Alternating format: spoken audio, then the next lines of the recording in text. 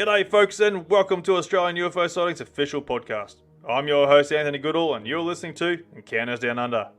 Here we invite guests on the show to tell us about their encounters with aliens and UFOs, where most of our episodes were streamed live from our Facebook page, which gave listeners the opportunity to ask questions to our guests regarding their encounter. If you have had an encounter and would like to be a guest on the show, please get in touch with us. You can send us a message through our Facebook page, Encounters Down Under, or send us an email at australianUFOsightings@outlook.com.au. Be sure to join us on Facebook and share with your friends and family to help us grow, and hopefully encourage others to come forward with their encounter. If you're an iTunes listener and a fan of the show, why not give us that 5-star rating and review, and you could have your review featured on the podcast. But enough of that, let's get into what you've been waiting for. So kick back, relax with your favourite beverage, and enjoy the show.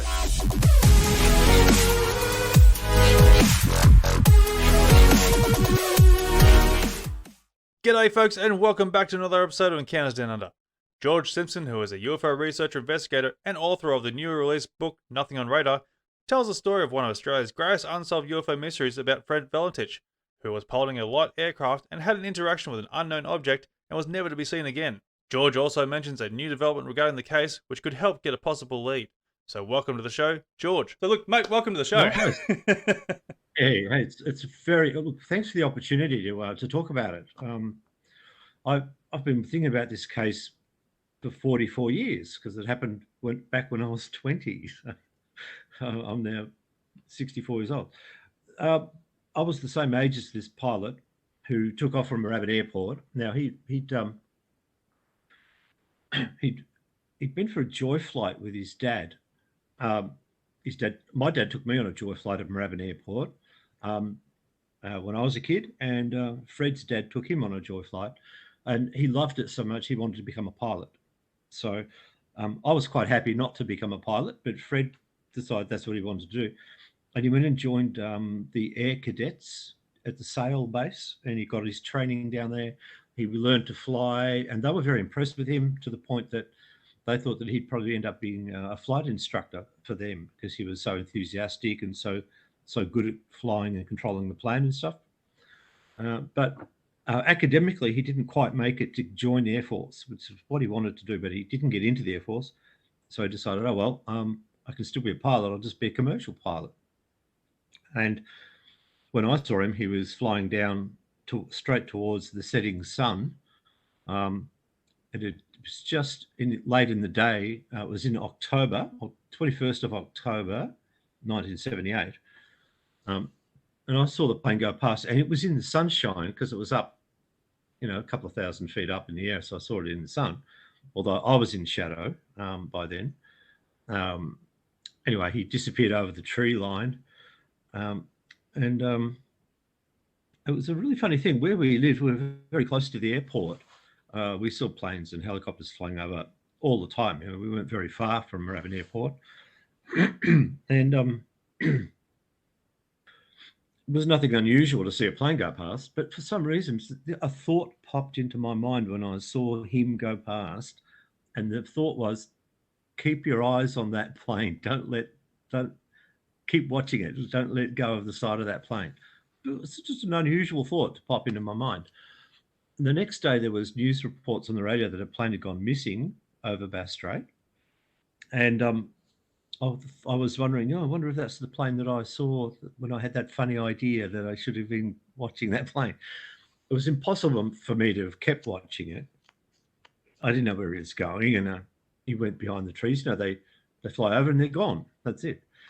But he had this very strange encounter. He flew down to Cape Otway, and then he turned left due south from Cape Otway, where the lighthouse is. And then he flew out. It would have been about 20, 25 more minutes from there. He would have reached King Island. And what he was basically doing was getting more hours up so he could get his commercial pilot's license credentials. All pilots do that. They'll go on flights here and there just to increase their hours. And then he started noticing something flying around him that he couldn't work out what it was. And he contacted Air Services and he asked them, is there any known aircraft below 5,000? He was flying at 4,500 feet. and he wanted to know, was there anything up there? And the reply he got was, oh, there's no known aircraft in your area. And then he said, well, I have, seems to me like 4 bright landing lights. That was his first impression of it. And so that was acknowledged. Yeah, okay. Then later he said, oh, it's just flown over me at least 1,000 feet above. And so that was acknowledged. And then they asked him, what kind of aircraft is it? And he said, I cannot identify it. He said, I cannot affirm. He said, he said, as it flies past, it's a long shape. I cannot identify more than that. It's got such speed. And so this thing is flying around him, and eventually he's about a third to a halfway across Bass Strait towards King Island at this point, so he's well away from the land, and he's started going around in this big circle. He says he's orbiting. What he means is he's just going around in a big circle, so he can keep looking around and see where this thing's gone. What's it doing now? Where is it? He's no longer flying to King Island. He's concentrating on what the heck is this thing. So at that stage, he doesn't know what's going on. And he asks again, he says, is there such military aircraft? Because he's thinking of a jet or something. There's nothing he knows that can go this fast and can dart around like this thing. And it's not making much sense, and he can't identify it. So at one point he says he seems to be playing some sort of a game. And then he says, it's flying over me 2-3 times at a time at speeds I cannot identify. And you just think about that for a minute. What the heck is that? Yeah, what's that mean? 2 to 3 times at a time at speeds I can't identify. So he's completely bewildered about what this thing is, and he's asking, are there any military aircraft? And they said, no, there's nothing down here. And while this discussion's going on, the guys in that office, the same office where the air traffic advisors are, it wasn't an air traffic control situation, because Fred was flying outside of, he wasn't in controlled airspace. Controlled airspace is where all the big jet planes go. But he was in uncontrolled airspace, so all he has access to is advice. Right? So they can just advise him what to do. And there isn't much you can do at the end of a radio when somebody's got a microphone in their hand. There's not a lot you can really, if you need to help someone, you can't really help them if they're on the end of a microphone. Yeah. Anyway, the situation just gets progressively worse, and it's getting more and more distressful for the air traffic advisor, Steve Roby. Now, Roby is asking him all these intelligent questions, but while the discussion was going on, somebody in that office contacted the radar operators and asked them, have you got any radar down that way? They've described, we've got a pilot going down there. He's reporting something flying over him, and he's at 4,500 feet. And he says, you haven't got anything on radar down there? And the radar guy says, no, nothing at all. Nothing that I would say was an aircraft. He said, I've got a couple of returns from a bit further north than that, but they're not aircraft. I wouldn't say that was aircraft. So there was nothing showing up on radar. And that's why I called the book Nothing on Radar, because they checked at the time and there was nothing coming back on the radar. So that's interesting. And then there was a few more minutes of not a lot. Sometimes Fred will get on the microphone, and at one point he said, it's not an aircraft, and then he stopped, and there's just open microphone, and he doesn't actually say anything. And it's like he's trying to think of what it is he's looking at, and he can't come up even with words to describe it, because it's very strange. Now, there was a fellow down there on holidays with his family at Cape Otway, and his hobby was to take photographs of the sunset, and that's the cover photo of the book. His name's Roy Manifold. He took a series of 6 photos of the setting sun, and one of them has this strange object in it, and he didn't see it because he was looking at his watch and getting interval timers. Like he was counting the seconds so that he was evenly timing the exposures on the film. And he had the camera pointing at the setting sun, set on infinity, and he got this very strange object. And it is a peculiar looking object, and it's just a very, very strange, unusual shape. It's got like static electricity around it on one side, like blue sparkling energy in the air. I've had several UFO investigations that I've done over the years where something like that has passed over, and people have reported this very strange kind of sparkly, like the air's filled with little blue lights, like little blue sparkly lights, and that's in this photo. So I think that's significant. And especially in one photo as well. Yeah, what they did, what the public, the press released a transcript of the actual conversation on the tape.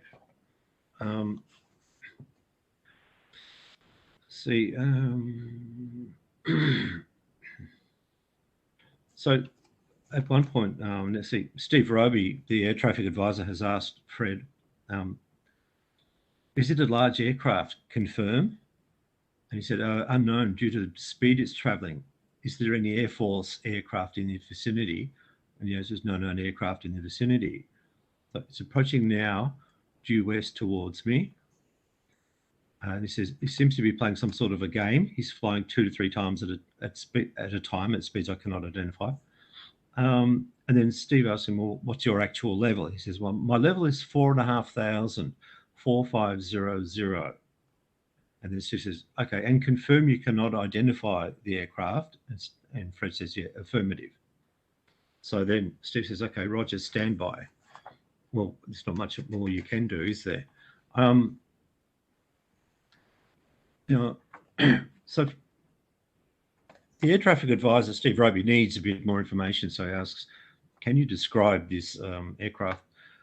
And he says it's a long shape. I cannot identify more than that. It's got such speed. It's before me right now. And so he asks, how large would it be? Now, this is very interesting. Fred now says, instead of answering how large is this object, he says, it seems like it's chasing me. What I'm doing now is orbiting, and the thing is orbiting on top of me also. It's got a green light and sort of metallic-like. It's all shiny on the outside. And that's a much clearer description of what he's encountering there.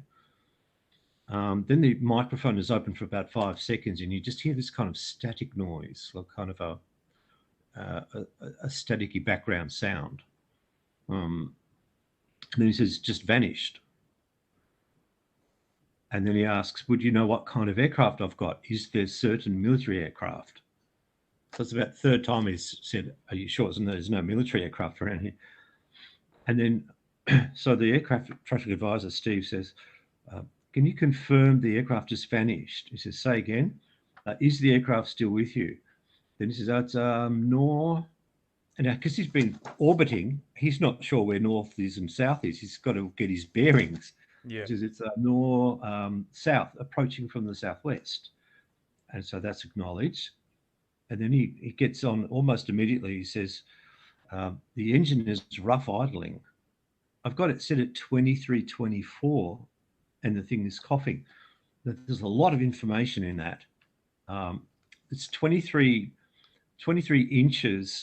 pounds of pressure in the manifold, and it's 24,000 RPM. That's flat chat. That's for a Cessna aircraft. That's running full bore flat chat, but it's coughing. So there's some kind of interference going on there. The aircraft had been serviced that morning and given a good bill of health, oil changed and everything checked and serviced by aircraft mechanic Mike Hodges. I know him personally. He lives only a couple of k's from me here. He lives in Aspendale. And he confirmed everything was okay and there was nothing wrong with the radio or anything. Now, so at this point, some sort of engine trouble has been reported. So the advisor, Steve, has said, well, what are your intentions? And I think Fred misinterpreted the question. He says, my intentions are to go to King Island. Well, Steve knew he was going to King Island and he was already halfway there in the air. But the question is, well, look, you're over the sea and you've got engine trouble. Are you going to go to the island to land, or are you going to try to get back to the mainland to land? That's the question that Steve's really asking. But he just sort of brushes it off as, no, look, I'm going to King Island. And then he says, that strange aircraft is hovering on top of me again. It is hovering. It's not an aircraft. Right? And then just a few seconds, and Steve acknowledges that, Delta Sierra Juliet, which is the name of the aircraft. And just a few seconds later, Fred says, Delta Sierra Juliet, Melbourne. And then there's this strange clickety-clack metallic sound that goes for about 17 seconds. And it's off. It's over. There's no more communication. And Steve tries a couple of times to call him and he gets no reply. No wreckage is found. They searched the sea for 5 days. They used Orion search and rescue aircraft they brought in from Adelaide, special Air Force aircraft, which have deep sea scanning equipment, avionics on board. The higher they fly, the further down they can see into the sea, into the ocean. They didn't find a thing. There was an oil slick found on the sea surface, and so they got a sample, and it was marine diesel, so it's not connected to an aircraft.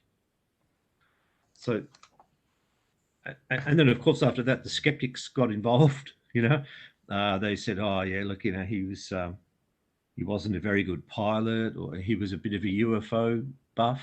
He was interested in UFOs," as if that's got anything to do with it. And Yeah. one of the great skeptics actually accused him of having conspired with his dad to steal the aircraft. Oh wow. Yeah. That's And how's that going to look on your resume? You want to be a Yeah. commercial pilot, as if you're going to do that. It's just preposterous. Yeah. One of the guys in the Department of Air, it used to be called in those days, the Department of Air. Sounds funny to me, but one of the department officials was saying, he could have very easily been flying inverted and got disorientated and crashed into the sea. Well, if you crash a Cessna into the sea from 4,500 feet, crash it into the sea, you're going to get little bits and pieces break off and float. And something's going to drift to shore. Nothing was found. Nothing was found. 5 years later, something was found at Flinders Island, which is about 300 kilometres east of where Fred disappeared. And it's upstream, the way the currents flow between Tasmania and Victoria. So this little piece of aluminium from a Cessna that was found on the beach on Flinders Island, a couple of 100 metres from the airport runway at Flinders Island, it had similar serial number, but it didn't match the missing plane. But it was considered that it could have been evidence that Fred's plane had gone down in the sea. Now, so this little piece of non-buoyant piece of aluminium air intake would have had to have floated against the Bass Strait current for 5 years to end up 300 k's upstream. It's more likely it's fallen off another plane. Yeah, that's a long time floating around, not to be going anywhere special. It wasn't buoyant. It's a little piece of air intake. There's nothing that makes it float. Right? It's a funny little air intake thing that I've taken a photo of one. It's riveted into the air intake cowling of a Cessna, and they sometimes just rattle loose and fall. It doesn't impair the aircraft's operation in any way at all, but sometimes they fall out and they get found. But I wouldn't want to be hit in the head by one. Oh, absolutely not. even if it's only a piece of aluminium. But still. Yeah, no, there was no evidence ever found that he'd gone into the sea. Now, the interesting thing was there isn't enough descent time. The skeptics have been saying that he went into a death spiral, he got disorientated and he spun around, he got out of control and he crashed into the drink. You crash a plane in the drink, something's going to float, something's going to be found. Yep. They would have found even the fuel, aircraft fuel floats. Definitely. And water? Yeah, never found any of that. And he filled up before he left. I remember hearing the radio reports saying an aircraft has gone missing and it's believed he's run out of fuel. I remember hearing them say that on the radio, but he just refueled before he took off. And he was a very, very cautious guy. One of the things that the aircraft mechanic, Mike, said was that he had just serviced the plane and handed the keys over to Fred so Fred could take off. And Fred then wanted to go around and check everything. It's just been done. Everything's been ticked off on the page. Everything's correct, but Fred's getting in the plane. But before he goes in the plane, he's going to check everything, make sure everything's right. Yeah, because he wants to survive. They said he was suicidal. One of the theories that they had. Brian Jones, the guy who was in a documentary about it, he had the job of going down and turning the lights on at King Island. They wondered why Fred hadn't ordered the lights to be turned on because he was going to go down there. But there's no evidence that Fred was going to land on King Island. They just have to get their hours up. They fly along, they do a U-turn, they come back. They don't have to land. But there was a bit of a discussion about, he was such a bad pilot, he didn't even tell them he was coming and they should turn the landing lights on. Nowadays, you fly over, the lights just come on, they pick up your plane radio transponder and they just turn on automatically. They didn't have that technology 44 years ago. So many stories about what he might have done. Some say he was going down to collect crayfish. And there's a bit of supporting evidence of that because he put 4 life jackets in the back of the plane. And somebody said, well, that was because one day he wanted to bring somebody back from King Island, but he wasn't allowed to take them because he didn't have life jackets. It's a regulation. You're flying over the sea, you've got to have life jackets. Yep, fair enough. But the thing was, the owners of the aircraft don't like you carrying seafood in the plane because your plane ends up smelling like a fish shop. Yeah. Like the fish market. So they don't like you doing that. So Fred would have had an esky in the back to pick up crayfish if he was going to land. And there were 4 flying jackets there to hide the esky. See? That's what you do. Yeah, absolutely. Yeah. Oh, it's pretty compelling either way. That sort of theory. But I do have someone asking here in the questions that Simon's asked. Sure. Go ahead. Yeah. The sound with at the end of the transmission there, what do you think they sound? I guess what does it sound like? Basically, or what do they think this? Hang on, I read properly. What do you think the sound at the end of the audio recording is? Basically, I think it's the sound of the prop of the Cessna chopping into the side of some object that he's collided with in the air. I think there's been a mid-air collision and nothing has fallen from the air. That's based on a report from a farmer who lived in Adelaide. He said the next day he was doing some work on the Sunday morning and there's a very unusual sound and he thought his equipment was playing up. So the harvesting gear on the tractors is driven by the tractor. You can disconnect it. He disconnected it because he was hearing this funny noise. He thought he had bearing trouble on his equipment. And he disconnected, but the noise continued. And he thought, hang on, what's going on here? And he looked up and there was a big 90-foot diameter, he put a 30-meter diameter object hovering above him. This is down in Adelaide the next morning. And he thought, when it was making a funny noise, and it wasn't going very fast, and he thought this thing was at stalling speed. He didn't realize it was an anti-gravity thing. A lot of farmers are pilots. They do their own crop dusting. So they fly planes and they know that you've got to have a certain airspeed or you drop. And this thing was basically hovering and not going fast enough to stay up and making a screaming sound. So he's run to the side to get out from under it in case it comes down. And then he's noticed there's an airplane stuck to the outside rim of this thing. There's an airplane stuck on the side. A whole aircraft. And that would account for nothing being found in the sea. If they've flown too close together and the magnetic field of this object or gravitational field or whatever has attracted the aircraft and it's gone click, like a moth stuck on a bumper bar of a truck or something, you know. Yep.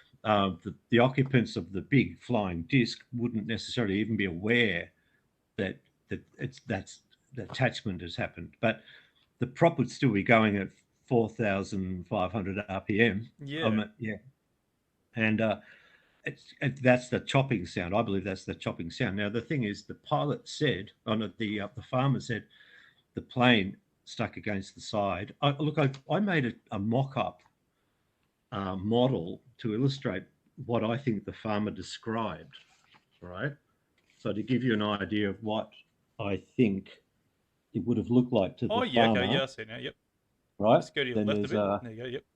there's a plane stuck to the side of that flying thing there, and he could read the registration number of the plane. So he did that, and he scratched it into his tractor with a nail, and it was the same number of the plane that went missing the day before in Melbourne. That's at incredible. dusk. So as I've gone into this case, more and more evidence has come out. Well, this story about the farmer came from Bill Chalker. Have you know Bill Chalker? Yeah, I've had him on the podcast. He'd be Australia's best known UFO researcher. Yeah. He's known worldwide. He's a terrific bloke. Well, he actually told me about this. He rang me up and said, "Have I told you about this story that could have a bizarre connection to Valentich?" And I said, "No." Then he told me all about it, about the farmer seeing this disc hovering over his farm with a Cessna stuck on the side of it, and he could read the registration number of the plane. And so it's very bizarre. But it sort of answers the question why nothing was found in the sea. It does. You know, yeah. And but what happened after that? Well, we don't know. Yeah, because see, like every time like I've heard about this story, there's been nothing like as you said, like no mention of what happened afterwards or anything like that. And like you just thrown a spin in the works there now with this farmer, with this plane, he's touched his craft. That's just I'm hoping that with the release of this book, somebody who's reading it will contact us and tell us we know who that farmer was. So, because the ridicule factor is the thing that stops UFO research from getting anywhere. People who are frightened of ridicule, they do get ridiculed. Anyone who says, "Oh, they've seen a UFO," people just laugh at them. This farmer would have told the story to the guy that Bill Chalker interviewed. So it's a second-hand story. Unfortunately, it's not direct, but the guy telling the story would have said, "Look, I saw this over my farm. I'll tell you the story, but you're not using my name. I know I'm running a business. I don't need the ridicule. Thanks very much." We don't know who he was, but he was a farmer who lived in South Australia, down in the Riverina area, sort of between Adelaide and Keith, sort of thing. We haven't actually released the actual town it happened in, because we want to know what the person who tells us can tell us where were they when, and if they're in the right spot, I'll interview them. Right. That's fair enough. That's a good little tracking thing. Yeah, that's good. Yeah. We don't want to be tricked. Well, we've had a guy already say he was the farmer because they read my news. I used to write for the ufology magazine. You might have seen my columns in the ufology magazine over the years. Probably have some. The ufologist. Yeah. Well, this article got out. This story got out, and it gets even freakier. Do you want a bit more that's even freakier? Yeah, go for it, mate. Look, this is mind blowing at the moment. It gets even freakier. I wrote the article in the ufology magazine about the farmer, and I'm trying to find who the farmer is and everything. Now, the thing is, the farmer said this UFO, the Cessna was stuck to the side of a flying disc. Now, I've studied a lot of UFO reports over 40 years. I've never come across that before. Well, this guy wrote to me and said his parents said that rang a bell with them because they used to watch the Don Lane show.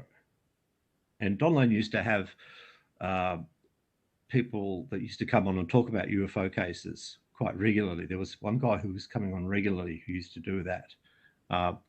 His name escapes me at the moment, but he was on all the time, always talking about UFO cases. Well, anyway, Don Lane actually interviewed Guido Valentich on the show once after Fred had gone missing. But also, they had this guy was a guest speaker. He was an American diplomat of some kind, they thought. or military or a diplomat or somebody who was in Australia with his wife. And he said, we had a right to know what really happened to Fred Valentich. This is in the early 80s, like 82 or 83. And he said, we had a right to know what really happened. And he was going to come on TV, but he needed an armed escort to get from the hotel, him and his wife, from the hotel to Channel 9. Then they'd go on the TV, and they needed an armed escort to get to the airport, to get on a plane, to get back to America, to get safely out of Australia, because what they were going to tell us was so explosive, and we had a right to know that their lives would be in danger. That was the spin. That was just to get you to watch, right? And who was this guy? Well, if I might be able to tell you off air who this guy was, but you would have heard of him. He was involved in the Watergate scandal. He was a CIA guy, very dodgy character. He did time for his involvement in Watergate, and he went on to have his own radio show in America. He became kind of a cult hero. Anyway, He went on Australian television, and he told us that the flying disc what he said was he's part of at Pine Gap. The Americans have the base at Pine Gap. He said they have surveillance drones. They have big ones and little ones. They're electromagnetically propelled and driven, and they're remote controlled, and they can go anywhere in the world, and they're controlled from Pine Gap. He said one day the big one came back to base, and it was a remote control thing, nobody on board, but it came back with an aircraft stuck on the side of it. And that's what rang true with these people that watched the TV show. They remembered hearing that, and that's what I'd written about, what the farmer described. They saw the link. So they said, well, this guy went on TV to tell us it's okay, there were no alien spaceships involved. It was just our surveillance drone. And the pilot was actually still in the plane, and he was okay. He's now part of our program because it's a top secret program. He's not allowed to talk to anyone about it. He's never going to see his family or anyone again. But he'll work for us, and he'll be fine. But there was no aliens, folks. So you can forget about that. That just sounds like a massive cover-up. The CIA organised that. He flew out here with his wife, and then they made this story that they needed an armed escort to get to and from the airport. I mean, who's going to go shooting you? Yeah. You want to go on TV and tell something? It's just ridiculous. But that's what happened, and that's what this reader of my magazine article told me, that his parents remembered that. And so I got onto the Channel 9 archives people. I said, look, I don't know the name of the guy, but there was a guy who was on the Don Lane show who wanted an armed escort to be a guest on the show, but he was an American. He had his wife with him. They wanted an armed escort, and Channel 9 provided everything for them. And he went on the Don Lane show, and they said, well, no, we don't know what you're talking about. But they tried to help. They were very helpful. Later, I found out the guy's name. I contacted them back. I said, oh, the show with blah, blah, the agent. Well, this called the CIA agent. The show that had the Don Lane show that had the CIA agent on it. And they said, who are you and why are you asking us this? The whole attitude changed. They didn't want to help. Yeah, right. As soon as I mentioned the guy's name, no. And then they actually said, no, he wasn't on the Don Lane show at all.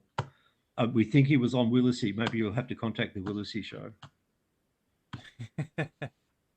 So, yeah, there's a bit of a cover-up or something going on there, isn't it? Yeah. There's something very strange going on there. But anyway, now the farmer, there's an end story to the farmer. He was very disturbed by what he saw, and he went into town, his local town, that afternoon, probably to do some shopping and pay some bills or whatever, the usual stuff. One of his neighbours saw him. He said, oh, I see you doing a bit more crop dusting. He said, no. I said, oh, well, I saw that I was down near the end of your paddock today, and I saw you got a Cessna parked down the end of your runway. He said, no, there's no Cessna at the end of my runway. He said, yeah, there is, mate. I was down there this morning. I saw it there. I said, oh, that's interesting. I'll have a look when I get home. So he's gone home, and he's gone through all the gates, and they've got all the different gateways to get up there. All different paddocks are all locked and everything. And he goes up to where the runway is at the end, which is not right near the Murray River. That is where the runway is. He said there was no aircraft there when he got there, but there were tyre marks in the grass. And at the end of the tyre marks, there was a there was a whole lot of sump oil, engine oil on the grass. Yeah. Okay. So what do you think's happened then? So we don't know. But his neighbour said there was a plane on his on the ground later, later on in the day. Yeah, I'm just trying to And make sense of the sump oil. Like, why would you be doing an engine oil change in the middle somewhere? Sump oil. Well, it could have been just leaking out, because if that prop was spinning around and hitting the side of that object, the pitch on those blades is it's all hydraulically operated. Yep. And if you smash into a garage wall or something with the, you're going to damage the blades. You're going to have oil going everywhere. Yep. But look, it's an interesting story, and that's an entire chapter in the book called Laurie, named after Laurie Ryder, who's the guy who told Bill the story. And Bill got a tape recording and recorded the whole conversation. I think I might do an audiobook version of this, and then everyone can hear Laurie talking. I'll be able to listen to him actually describing what the farmer told him. But I tried for 6 months or more to find out who the farmer was, and I rang probably at least a dozen or more farm community people in New South Wales. Around Coonabarabran is where this happened, where the report came from, Coonabarabran. There was a lot of UFO sightings there. That's where Bill had gone, and that's where he came upon the guy telling the story. The farmer had moved up there from South Australia because they had a bit of a lot of drought and stuff going on in the 80s, and he moved up there because they're having better luck up there. So people move around. But I'd like to find the tractor, with the rego number scratched in it. I'd like to know the name of the farmer. I'd like to talk to the farmer and tell, or the farmer may not be alive anymore, but there'll be family members who might remember the story. It'd be good to be able to confirm it, but you can't confirm it when you got no name. You can't start an investigation when you've got no name to go. Yeah, absolutely. Well, look, for all you know, the podcast might get out there and might ring some bells for a few people there, and you never know, might get something through this. So, he's hoping anyway, because it's just going to add more to the mystery, isn't it? Yeah. Let me know. I was good. In 2013, an English filming company contacted me. They wanted to do a documentary on the Valentich case, and they were part of the Science Channel, the History Channel, Science Channel. And they came here, and we ran around for 3 days filming, which was really good. And I met witnesses that I didn't even know who they were, but they had tracked them down, and so I got to make new contacts, and that was just good. That's excellent. But we didn't, as a result of that show, at the end of it, that was when Dr. Haynes from NASA played that metallic sound at the end of the recording, and that's on that TV show. It's the actual sound. So that's out there in public domain now. And as a result of hearing that, Bill Chalker then contacted me and told me about that farmer's story. So the story has slowly evolved, but we still have no answers, Yeah, look, either way, the way you've just done this so far and what you're telling us is absolutely mind blowing, and just adds so much more to this whole mystery. Because like I said to you earlier, as far as we knew, he's just trying to travel from Melbourne to Tasmania, King Island, and disappeared. That was it. But now you're just throwing a whole spin in the works. Obviously, I've had a little look into this as well myself over the time there, and there's always been speculation there where, as you said, they try to steal the plane and such, and there's been reports there where some light craft has landed somewhere nearby, indirectly, obviously, but obviously, that could be him, it could be not. It's one of those mysteries, but it depends on where you want to go with. If you want to be a skeptic on the whole thing. If Fred was around, he would have been in contact with his father. I got to know his father really well.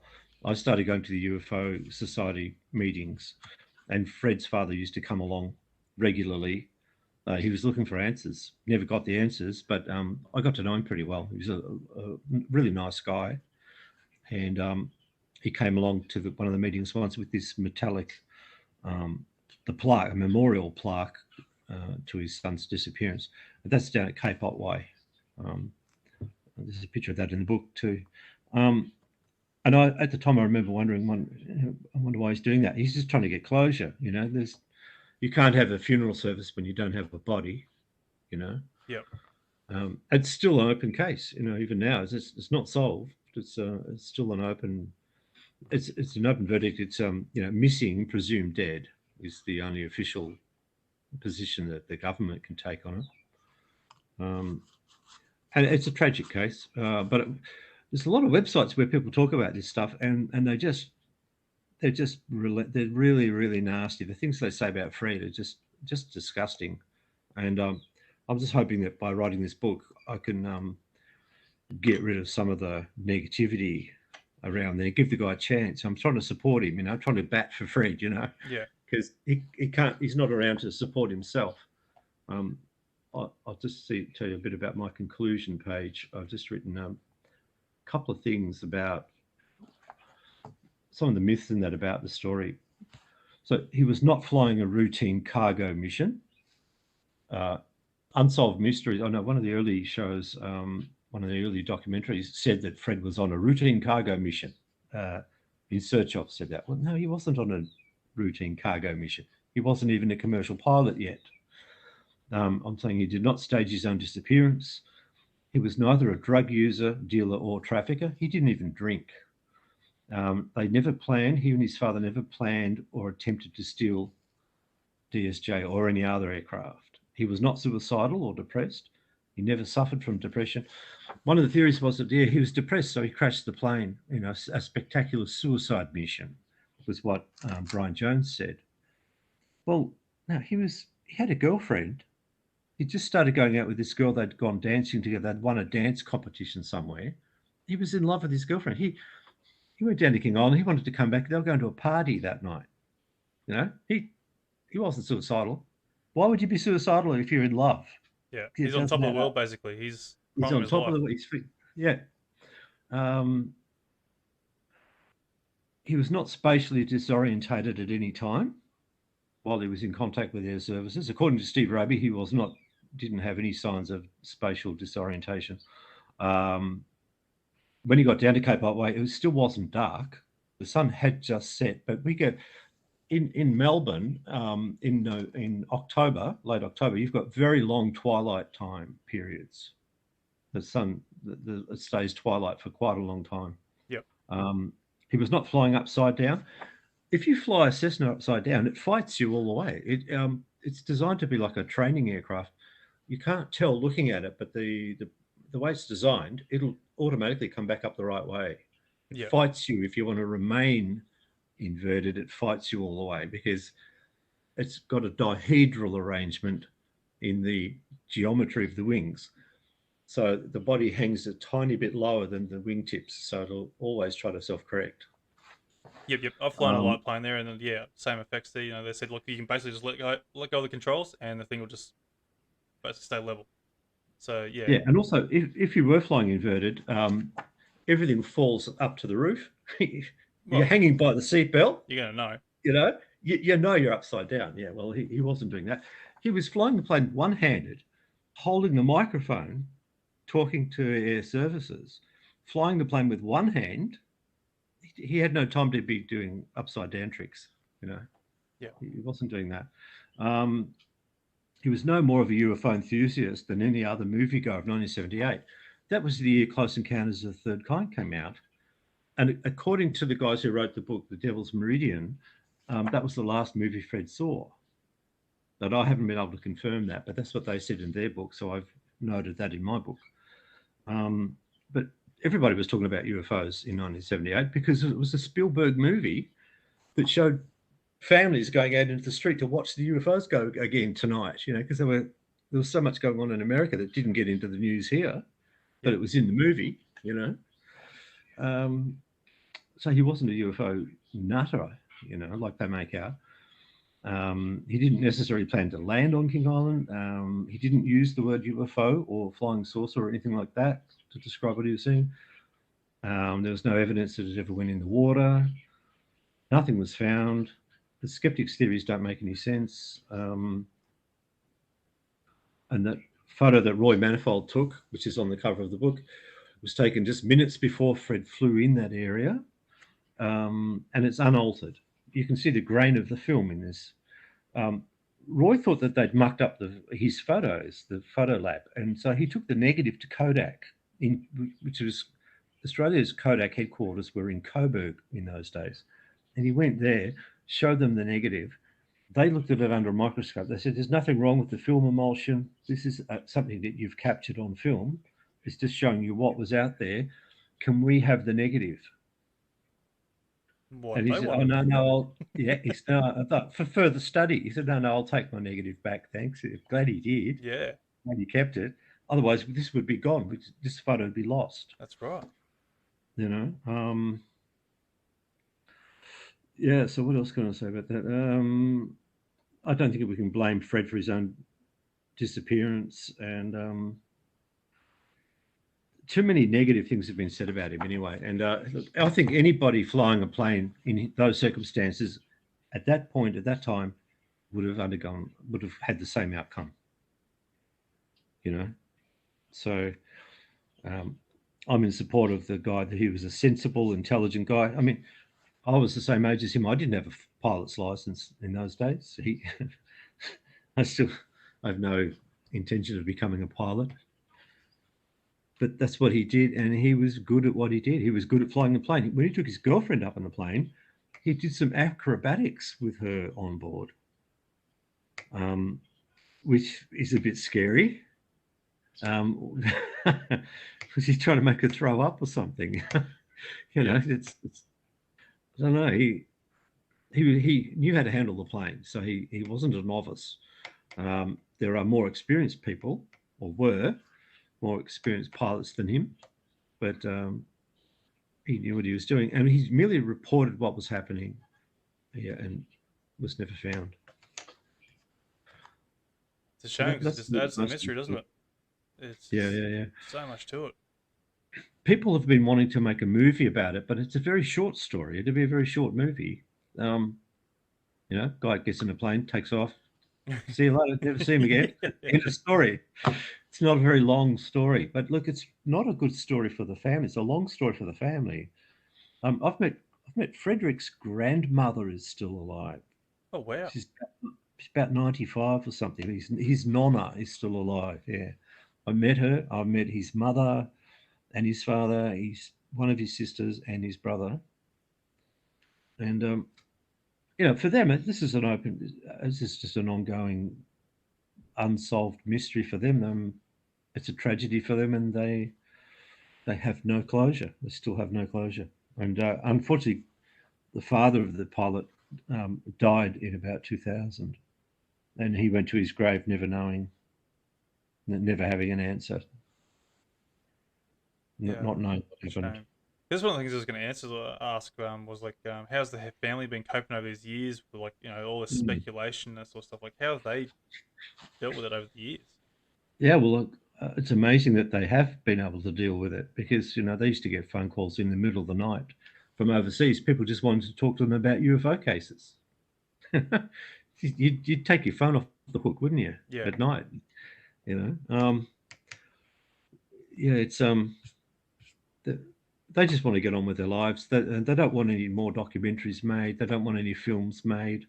I had a bit of a chat to the missing pilot's mother a couple of years ago. I told her, look, I'm in the middle of writing this book about your son's disappearance, and she said, well, why? What are you doing that for? Do you just want to become famous or something? I said, no. Look, I saw the plane on the day he disappeared, and it's bugged me ever since. And I got involved in UFO research for years because of this. Ended up running the Victorian branch of the Australian UFO Research Network. I ran that for 14 years, and this was the base of it. This case was the most important case, and it's historic. And I sort of have to write this book, And she said, "Well, go ahead and write your book, but don't expect me to be happy about it." She said, but her daughter is pretty thrilled with the book, so I'm pleased about that. As long as somebody gets something positive out of it, as long as and a lot of my friends who've read it think it's pretty good. They quite like it. I'm hoping there's nothing like the first book written on the case, which was by the NASA scientist, Dr. Richard Haynes. He gets a chapter in the book about him. He wrote 3 or 4 possible alternative scenarios to explain what had happened, and it was a very disappointing read. And it's very dry, and it was very hard to stay awake reading his book. Yeah, fair enough. It's out of print now. That's called Melbourne Episode, Case Study of a Missing Pilot. But and he actually said that he thought that this strange object in the photograph here might have been added to the photo after the photo was taken, which I write about that in the book here. I describe what he said and why I disagree with him. So, yeah, I think this is one of the most amazing photos ever taken of a UFO. And one of the things that I've put in here, there's a sketch that there was a UFO sighting in 2001 in Wantirna, and a lady contacted us when I was running the AU Fawn meetings, and so I asked her to do a sketch of what she had seen, and this is what she drew. This is her sketch. I'll try to get it in the right spot for you. Yep, that's perfect. And if you look at that, that's basically the same shape as the bottom of the thing on the front cover, isn't it? The bottom of it. Very similar. Same shape. Yeah. So she had this thing hovering over her back fence one night. She went out to have a cigarette about 10 o'clock, and there was this thing hovering over her back fence in Montana. She was so excited by having seen this object. She could tell it wasn't a conventional or nothing that we've made. She's wow, they're here. And I said, who's here? She said, I saw this thing. This is amazing. Anyway, she spent the next few days just scanning the skies. She just wanted to see it again. And what we didn't know at the time was it wasn't that far away. It ended up in Wandon 24 hours later. Somebody was ringing our hotline telling us about what they just saw, and it was the same thing they described as what she had 24 hours earlier. So in the 24 hours, it had only gone from Wantirna to Wandon, which is only, 20 kilometres or something. Now, if the first person who did this sketch had known, she would have headed off to Wandon to see it again. Yeah. But we didn't know. We just didn't know till later. So also there was in the early 90s, there was a UFO sighting, and it was all around Port Phillip Bay, and it was waking people up, making a funny noise. And like the farmer said, it had this funny noise after the plane had contacted it, you see. So the plane propeller's gone into it, and it's damaged the UFO because the guy described it was making this funny sound, like there was something wrong with it. And there was a guy in Frankston who said he got woken up by this thing that sounded like it had a faulty bearing or something. It made a funny noise, and that woke him up. And there was a Channel 2 cameraman in Adelaide who was only 6 years old at the time. He and his brother woke up in the middle of the night, and that was the night of the day Fred disappeared. It was early in the morning, but in Adelaide, before the farmer saw it the next morning in the sunlight, this kid and his brother got woken up by this object, and they looked out the window, and there was this big circular object hovering over their street, over their house and the house across the road at the same time. It was big, and it was making funny noise, and that's what woke them up. That's interesting. And So Channel 2, yeah. It's like a corroboration of the report. Yeah, there's a bit of a train effect going on. Yep. That's really interesting. Yeah, it's a really, really good case, and it's impossible to get publishers to even look at a book nowadays. So I just put it on Amazon, amazon.com.au, and you can order it and you can get it. They get it out to you in a couple of days. It's ridiculous how fast it comes out. Yeah, they do a good job with Amazon. It's just amazing. Yeah, people said, why isn't it in a bookshop? It's the biggest bookshop in the world, Amazon. Yeah. Yeah. No, look, that's absolutely amazing. Like, just everything that's sort of seems to be coming together now with what we've researched into now is just throwing so Mm. much more into the mystery. It's so many more questions that Yeah, want to be answered. It's yeah, but we can't go anywhere if we don't have the name of the farmer. no, You know, it's right, and it, it's a it's shame. Like I've always heard different stories there where people have claimed they've seen some sort of crafts hovering around the areas there, or in that same day, same night. Like I've got an in-law who claims they saw something flying in the sky because they were driving from New South Wales somewhere, I think, heading to right. Victoria at the time, and they'd Yeah, seen something yeah, strange in the sky that same day, yep, and then same reports of a flying plane there claiming right. UFOs and such like that. Yep, yep, I'm yep, yet to yep. go and get him on there to go and have a talk to him about that, but Be good to talk though. It'd be great. yeah, Yeah. because it just adds to more to the mystery of what's happening. People obviously, like I said, people claim that they've seen something strange in the sky, and it's relating to this whole encounter. But do you want to hear something really freaky about this? A friend of mine was learning to fly back then when Fred was flying around. A mate of mine, he was a friend of a friend at school. He went to Mentone Grammar. He was learning to fly, and he hired a plane and flew my sister and a few of their friends. They all went down to Tasmania for a weekend, and that was the plane they flew in 2 years before it Oh, disappeared. true. So, and my sister borrowed my camera for that trip. So my camera went on that same plane, which later disappeared. Get out. Right? Yeah. Now it gets even crazier. The guy who owned the aeroplane was the local doctor in the area where I lived. The local doctor owned this aircraft. His name was Dr. Day, Dr. Cephas Day, and he lived in Reserve Road by Morris. Now, I had a neighbour who was, as a mature age student, he went back to uni and he decided to change his career and get a better education. He went back to high school. So he was the only kid when I was in high school. He was the only kid riding his motorbike to school because he was a few years older than everybody else. And he then went to uni and he had all these parties every weekend, uni students everywhere. His mother moved out and he had the whole house and he had uni students living there. And there was motorbikes in the front yard and loud music, and it was a great big party atmosphere. And one of those guys was a guy called Lionel, and he had a Norton 850 Commando, and I was right into motorbikes then. I took photos of the Norton in Bob's front yard. Lionel, turns out he's the son of the doctor who owned the aircraft that disappeared, the same airplane. Wow. So I didn't know that. There's just connections everywhere. My sister flew in the plane. I didn't. And my neighbours know the family that owned the plane that disappeared. Yeah, it's crazy. It's a small world, isn't it? When it wants to It be. is. It is. It is. Now there was some new witnesses came in the end too. The night Fred disappeared, they were down at Sorrento.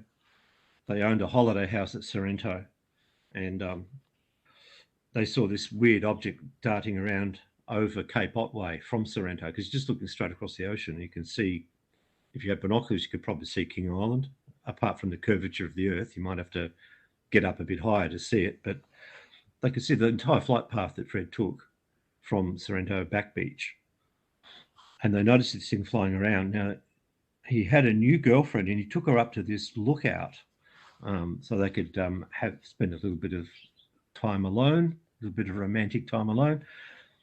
And that light they were watching that was flicking around over 30 kilometres away suddenly landed in front of them, within a couple of 100 metres of them on the beach. It frightened them so much that they ran to the car and drove off. And they left the place. And in a few seconds, it was back over Cape Otway. It's just darting around so fast. So it's such long distances in the blink of an eye. It makes you wonder what this object was doing. Well, it was getting around. Yeah. And yeah. But it's like, what's the purpose of darting around everywhere and landing? No idea. Looking for something? Like, that's one of the biggest mysteries, I suppose, like when it comes to UFOs and people seeing the crafts doing these zigzag maneuvers in the sky and such like. Like, yeah. That's one of those things I've never figured out, like what the purpose of that is, and like. Well, also that part of that could be optical illusion as well. You know, some of the people have described the way these things operate. They have some kind of control over manipulating of gravity. We know that gravity bends light. These things can actually physically like disappear to your eyes, even though they're still there, and then they reappear in another spot, and so you can't even be sure it's the same thing that you're looking at, because there might be multiple of them. If there's more than one flying around, they seem to go in and out of visual spectrum because of the gravitational field around them. They can go out, they can go invisible. A lot of the Westall witnesses have described that. One of them said she was watching this thing flying around and it would disappear and then reappear and disappear and reappear. So that's something we can't do. The Westall case is a very, very interesting case as well. You're probably aware of the Westall case, yeah. Yep. Yeah, so that's a very fascinating case. Maybe I should do a book on the Westall case. Yeah, now that absolutely. I've the Valentich one. Maybe I should. I know a lot of those witnesses. Yeah. Yeah, so that's the thing. Like, you know, like with obviously Fred's mother saying, like, you know, you're trying to be famous there, trying to write this book and whatnot there. There's not really much fame to gain from these books. No. You know, and that's the thing, like, people sort of don't understand too, I suppose. Like, you're not out here when you're doing researching and stuff, like, you're not there to go and make fame or money or something like there's not a lot of money to make from it. Yeah, it's definitely not. You can't make a living out of it. I've got a full-time job, or not. I work part-time, but you know, I go to work every week. I sell digital cameras. I work for Ted's Cameras. Okay. So I love my job. I like working in retail, and I've always been into photography and cameras and stuff. I was actually the photographic consultant for Victorian UFO Research Society. So in their bulletin, when I was on the committee, it said photographic officer. What's a photographic officer? Gee, I don't know. But I was the photographic consultant. So if they had photos come in, I could tell them if they were fake or not, that sort of stuff. Yeah. That's what I've always done. And I've got an electronics background, and I've never done anything academic before. So writing this book is the first time I've ever tried to write a book. I was writing articles, though, for the Ufologist magazine. Yeah. And until they closed, that magazine's non-existent anymore. It's now defunct. Just like the organisations I've been part of, they've come and gone. These things do that; they come and go. But yeah, one of the interesting things about writing is that a writer can write something, and once it's printed and it's a hard copy, anyone can pick it up and read it, and that gives them access to your thoughts. And in 100 years' time, you know, you're long gone, but they can still look into what you were thinking at the time. Yeah. There's no other medium that you can do that with, really. No, because like even the internet has its own lifespan. You know, like because everything's all based and run off servers there, where books will pretty much outlast a server, basically, where all the information is held onto, unless it just continuously gets transferred through the internet, basically. But otherwise, yeah, I may do a Kindle. I'm probably going to do a Kindle version of the book. Okay. As well, so people, but a lot of people want to get the hard copy, but they can do that. I'll probably do a Kindle one. I'm also considering doing an audio version of it too, because we've got various interviews and things that would make it an interesting little audio story. Yeah, definitely. And that'd be good. I'd like to get Sam Neill to read the book. That'd be good. That'd be awesome. He's got an awesome voice for it. He'd be great. But I don't know him. I do have a family connection, though. Some people that make films up in Queensland, and do you know that movie Daybreakers? Yeah. The vampire one. Yep. Yeah, well, the guys who made that movie, one of them's married to my niece. Oh wow! So, I might be able to get some assistance in that regard. Yeah, definitely. Oh, look, do it by all means. That's going to be awesome. Yeah, but they might make a movie out of it. You never know. That's not my point. My point is this guy needs to be protected. This pilot, a terrible thing happened to him, and people are attacking him. And I'm not impressed with people attacking the poor guy. He can't defend himself. So stuff that. I'm not going to stand for that. Yeah, and basically that's one of the things like why I do this podcast too, is basically to try and put the reality out there and get people on the show here to talk about their experiences there, set the reality that these things are out there, these things are happening. Basically, just to realization. And people need to understand that. That's all it needs. It's a new era. We are in a new era now. We've got the Pentagon admitting that UAPs are real. They see them every time they go up and do exercises. They treat them seriously. They have to because they're in their airspace. Yep. And they're not ours, and they're not Russian, and they're not Chinese. No. These things outperform anything we have. They are coming from somewhere we don't know where. It's a completely new era that we are now in. I'm glad we're here. It's taken a bloody long time. I mean, Roswell happened 70 years ago. Yeah. 75 years ago. And I've always accepted that really happened because the people that were involved, it's one of the first UFO things I've read about and really took seriously was the Roswell incident by Charles Berlitz. So yeah, it's interesting, a new era. We've got to treat the subject seriously, and yeah. I think I just feel more people need to be taken seriously on this whole matter, because the stigma that's still attached to it, even though it's slowly going, but it's still so dark it's and horrible. It's no longer a laughing matter. It's no longer a laughing situation. I use public transport a fair bit, and I had a UFO jacket on, and some guy just tapped me on the shoulder and said, "Is there really something to that? Is that really?" I said, "Yeah, there is. Check it out." Now that the Pentagon have admitted it, they treat it seriously. They study it. If somebody tells you they've seen something that they can't explain, something weird, don't laugh at them. Listen to them. Yeah, it's a very simple thing to do, just to listen to listen to their story. You might learn something. Well, that's it. Because I run the Australian UFO sightings page, and there's always a lot of people there who want to try and put people down on their sightings, their encounters, the pictures. Like obviously a lot of things do get misidentified and a couple bit of flack for that. But not everyone's aware of the illusions that cameras can create, or vice versa, or what technology's out there. People still think Starlink's a UFO coming across. But the idea is not to go and ridicule someone just because they aren't aware of what it is. It's to help educate them, make them realize, okay, not everything is a UFO, but there are UFOs out there that we can't explain. And that's basically the message we need to try and get across. You sometimes do get this psychological side effect, though, of having a good sighting. Like this lady who made that sketch in Montana. There's a possibility that she was so enthralled by the experience, she wanted to see another one. The chances are, if a plane flew over, she would probably think it was another UFO. Betty Hill did that. Betty Hill was, everything that flew over was a UFO from then on, because she'd had that unusual experience.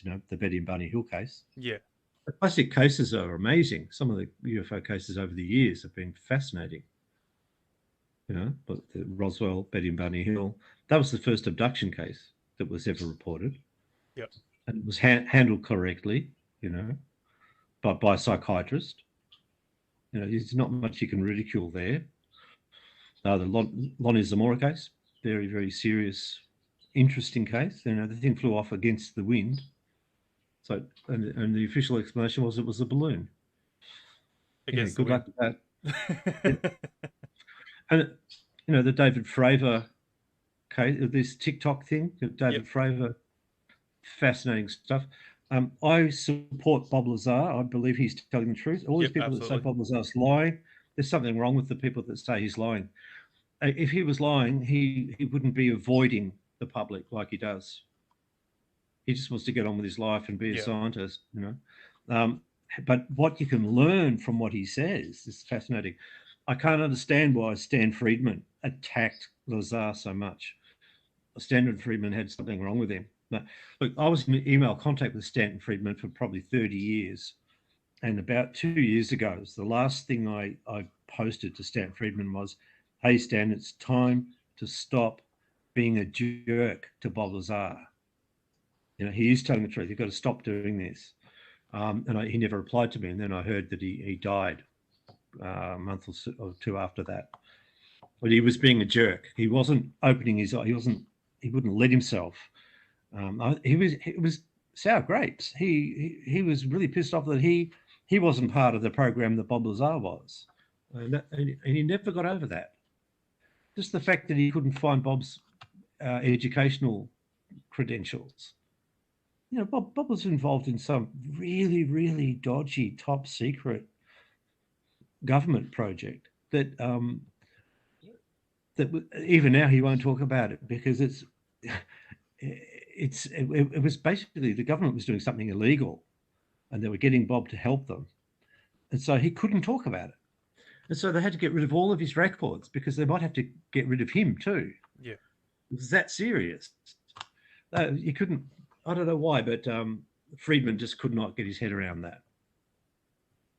Anyway. Well, when you look at it too, like Bob Lazar hasn't really made much money out of it. He's not trying to monetize from it, basically. Whatever money he has made, he's donated it to universities and such like. He's not trying to make a career out of it. So no, he hasn't.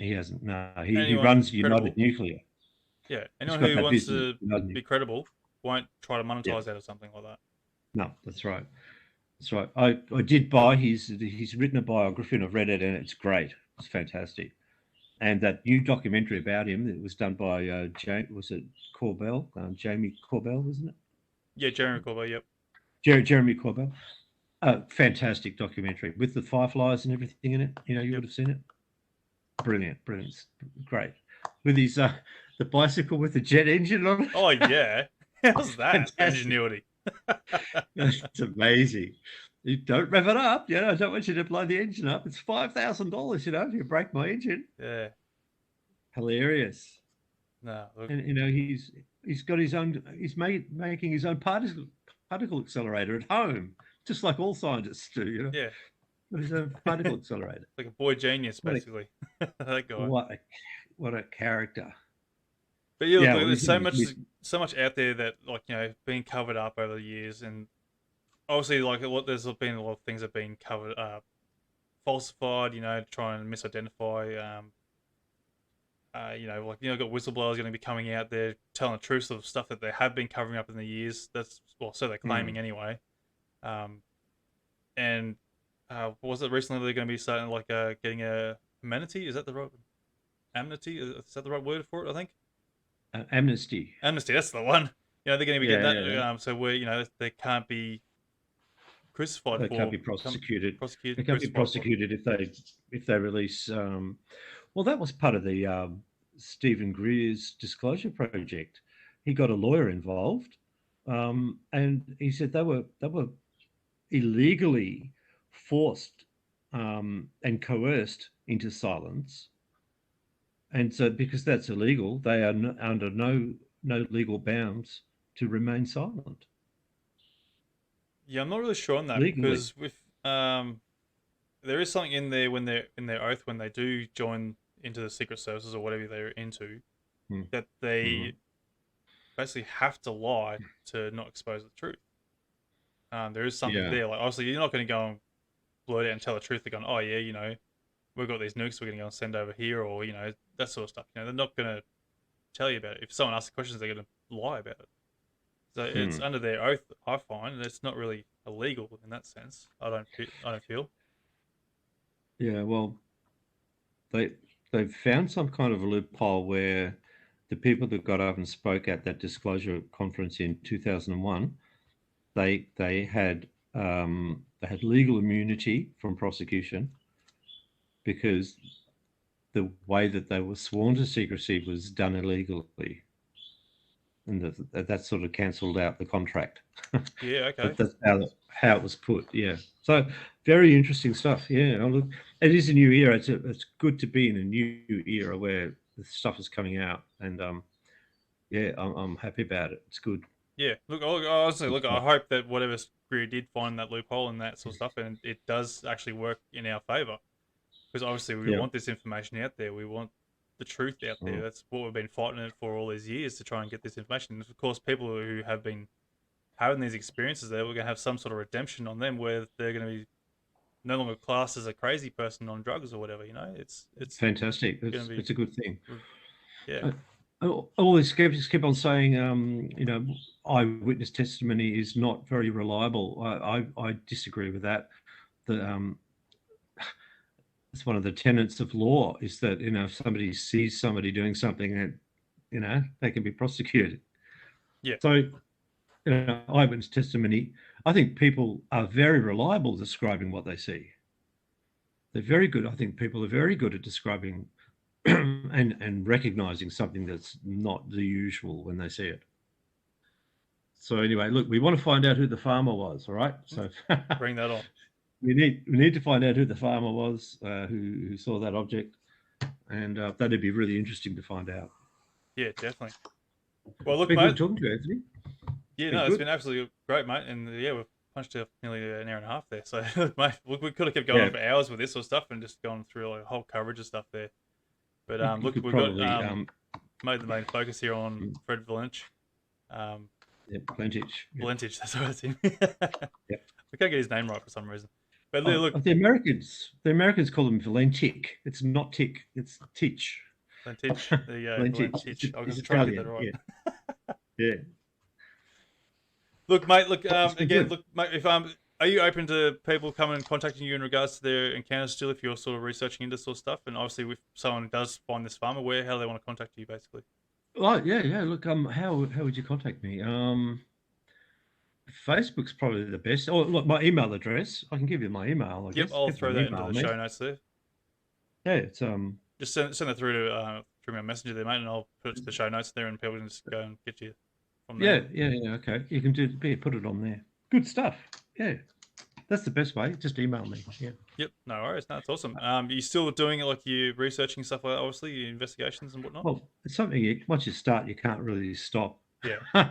Although I work during the I'm working 4 days a week. I'm sort of semi-retired, I guess, but I work 4 days a week, and it's just always going to be an interest of mine for sure. But I stopped running the meetings about 5 or 6 years ago because everything's online now. You don't need to run meetings anymore to show people the information. They can just look it up themselves, So that's just a revolution. The technical revolution has caught up with everything. It's great to be able to have a meeting like we're having a one-on-one meeting here. It's like we're sitting in a cafe. The only thing missing is a cup of coffee, That's it. That's the only thing missing. So you don't have to travel anymore, you don't have to go to all that expense or all the danger of travel too, No, technology is an amazing thing. Good. That's where it's gotten to these days, and it's absolutely fantastic. But yeah, look, mate, absolutely fantastic to have you on the show, mate. Thank you very much for giving us your time here, mate. I'd love to get you back on the show at some point if you're happy to come on and talk more about your experiences there over the years and researching this whole topic. It's my pleasure. Look, I'm doing another podcast tomorrow night, but it won't be about the Valentich case. It's about another case, about a guy who was riding a motorbike into Victoria in 1967 and saw a thing land, and he stopped his motorbike and he saw some creatures get out of it. And it's an audio recording. It's a really good interview with him talking about it, recorded back in 1967 or 68. We've got the audio tape. Yeah, so we're going to be doing that tomorrow night. So is it an Australian podcast? I'm interested in. Yeah, it's going to be on Ben Hurl's program. You know Ben Hurl? I think I've heard him somewhere. Where is Victorian UFO Action for UFOA. He's in Bensdale. Yeah, okay. But it's just one of those things, I'm just really thrilled that it's being taken seriously now. It's not the ridicule days are over. So yeah, if anybody knows who the farmer was, please let us know. Yeah, absolutely. Or even any more details or information on the whole encounter altogether. Yeah, people don't need to fear ridicule anymore because there's far fewer people around that are going to laugh nowadays. People realise it's a big universe. I mean, even Seth Shostak, the greatest skeptic, the guy who runs SETI, is now telling us there are more planets than there are stars. Yeah. Right? It's amazing. So, yeah. That James Webb is picking up so much out there. It's incredible. Oh, those pictures are amazing, aren't they? They are. Unfortunately, it's not designed to go and pick up life, but still, it's just showing so much more that's out there that we even know of this anymore. Yeah. Obviously, more than what Hubble picked up. Yeah. So, right, mate, a bit of wind up there. Good talk to you. No, absolutely, mate. Fantastic having you on, mate. I'll talk to you soon. No worries. Thank you. Cheers. Mate. Yeah. And that will do it, folks, for this episode of Encounters Down Under. I hope you enjoyed the show, and remember, you can also get involved in the show by joining the Facebook page and getting in on the live streams. Also, please be sure to share with your friends and family to help us grow and potentially find our next guest on the show. If you or you know someone who has had an encounter, please get in touch with me through our Facebook page via Messenger or email at australianUFOsightings@outlook.com.au. I look forward to seeing you on the next Encounter Down Under. Hooroo!